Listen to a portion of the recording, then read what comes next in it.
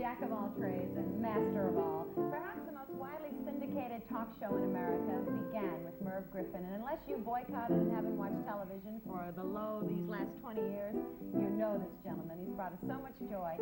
Now he's an author. He's written an autobiography called Merv, and it is a joy to be at the Ritz Carlton Hotel with you, Merv Griffin. Thank you. It's lovely to be with you, Eileen. Thank you. How are you? Well, I couldn't be better and happy to be back in this town. My whole career started here. How? Because I had made a silly record with Freddie Martin. One side of it was what they call the A-side, called There's a Bluebird on Your Windowsill. And they said, oh, Merv, that's going to be #1 on RCA Victor. And I said, yeah. And the other side, they put a silly song called I've Got a Lovely Bunch of Coconuts. And that was... And a disc jockey in Boston picked it up, Bob Clayton, and it went to #1 here long before the rest of the country got wise, and it sold 3 million records. Isn't that incredible? Freddie Martin, Play Your Hunch, NBC, Westinghouse. I mean, you have run the gamut, but you really deserve credit for the first syndicated 90 minutes devoted to talent show in America. Yeah. Long before Donahue and Diana, any of those. Well, they're really different formats. We started in New York, and we came from a Broadway theater right next door. The first night was next door to Hello, Dolly. So it had a sense of show business and Broadway and what was happening, and I think guests loved to do it because they felt they were on Broadway, even though it was an old Broadway house, the little theater off Times Square with Arthur Treacher. Oh, and you loved Arthur, didn't you? Yeah. Any Arthur Treacher stories? Well, I mean, he was just, we were so different, and I mean, he was from England and I'm Irish, and good for you. And our age difference, it was amazing. But at that time in his life, you see, he was 70. He wasn't running a popularity contest anymore, so he would say the most outrageous things to people that sometimes my head would whirl. But then he would get angry at me on the show. It was all real. He'd say, "You wretched little man," he would say, and then wouldn't talk to me for a couple of days. He wouldn't. But the audience loved that, But Mort Lindsay and Ray Brown, and who are some of the other musicians? Well, Jack Sheldon on trumpet has been with me all these years. Mundell Lowe. It's been all the members of my orchestra have their own orchestras and their own records, and we have a heck of a time because they appear.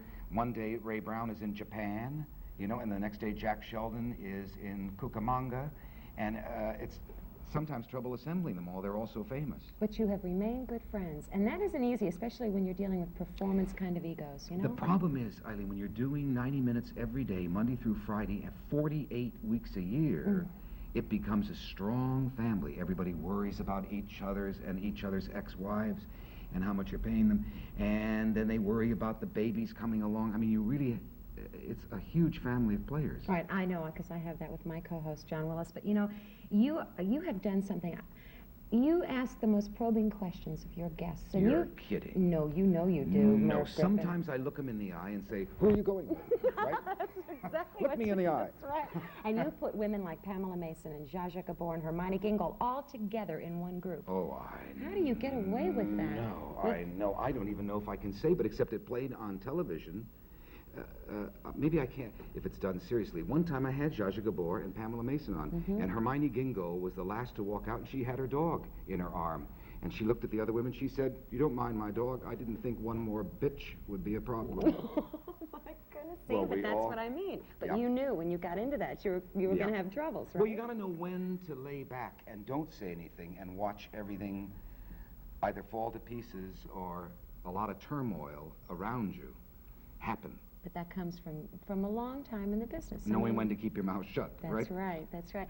How about Mort Lindsay? Mort Lindsay. Your conductor and a fine musician. Yeah. And your relationship with one of the greats, probably the greatest, Judy Garland. I know there's so many viewers in New England that love her, that would love to know about your feeling for her. Well, I mean, you talk about stardom. She was a superstar.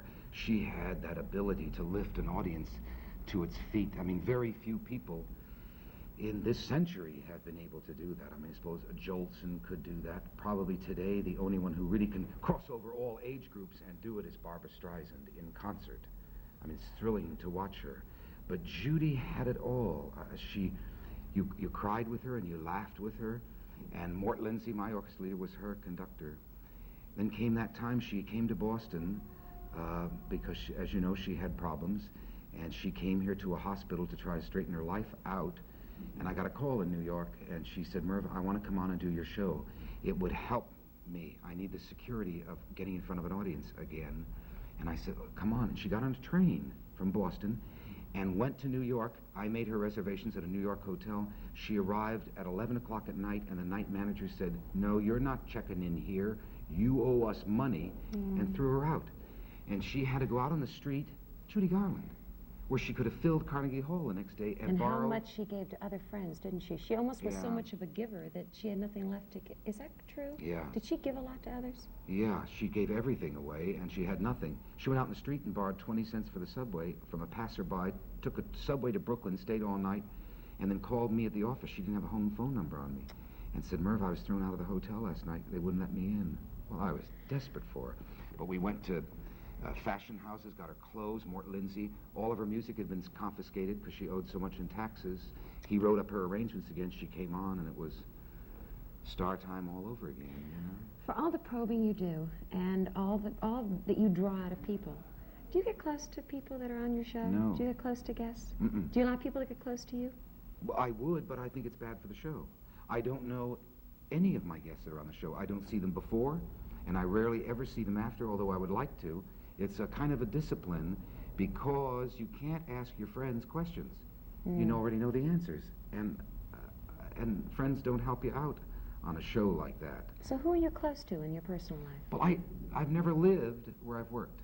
The whole time I did the show in New York, I lived on a farm way out in New Jersey and led a kind of a farm, rural life. I do the show now in Hollywood. I live in Northern California where I was born. I live up there on a ranch. So, How about your son, Tony? Are you really proud of him? Oh, well, Merv? he's dynamite. He's a guitarist, right? No, a drummer. A drummer. Drummer. Does he want to follow your footsteps? And He is in school right now studying television, and when he graduates, he will probably push me off the show and take it over. He's had this idea for years. One time we were driving along Country Road. He was about 8 years old, and we were driving along, and from the blue, as only a child can, he said, "Dad, when you die, do I get the show?" And I went, "I will never die, never." one thing people love about the show is the fact that you sing on it. I'm going to get up and make a smooth transition, carrying your book, walk I'm over not going here to sing to the unless other side of the you sing piano. with me, because you sing terrific. I will, but I do want to talk about Merv and autobiography. Why'd you write this? There's a lot, there's so much in this, there's so much, I guess, that you had to say. Is that why? Well, I think so. And I didn't know what it would produce. Just from an accumulation of anecdotes, which is what it is, over the years of doing talk shows, through all of the world leaders, through the turbulent 60s of protest and rebellion, obviously through the Kennedys, and through all of the people who started on my show, who came to me first and started their careers with me, from Woody Allen to Dick Cavett, to Richard Pryor, to George Carlin, to Lily Tomlin, to Susan Anton, to Burt Reynolds. The stories are so incredible that I wrote the book. And then you write an autobiography and you finish it and you think, oh, well, who cares? People care, Merv. Then it came out, and suddenly these reviews started.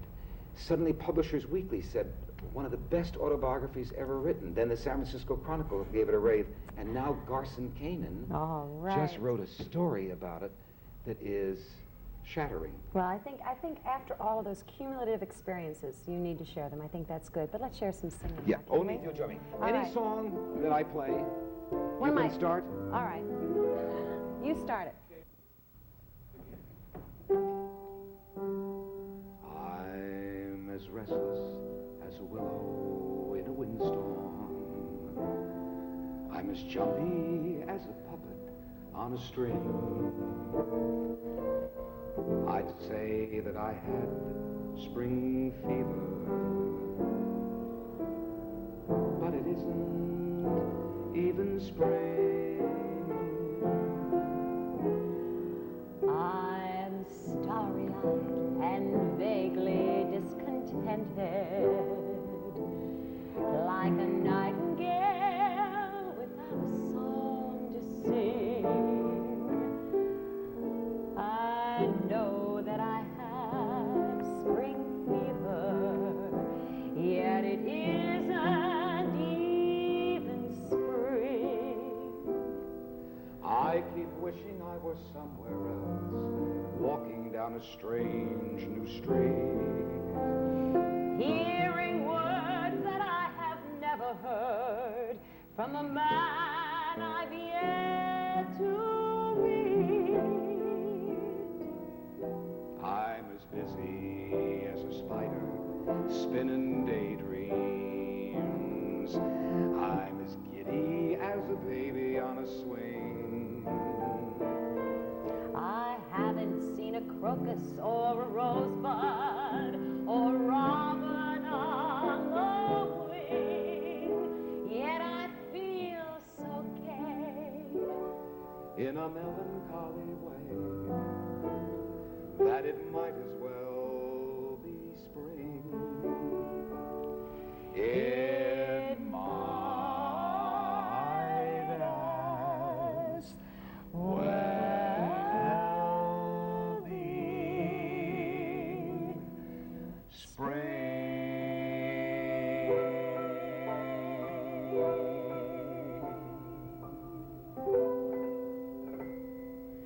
Thank you, Merv. Thank you. Merv Griffin. Oh, I Thank you loved so it. much. Thank I you, loved Eileen. it too. Nice to know you. Nice to know you. Thanks.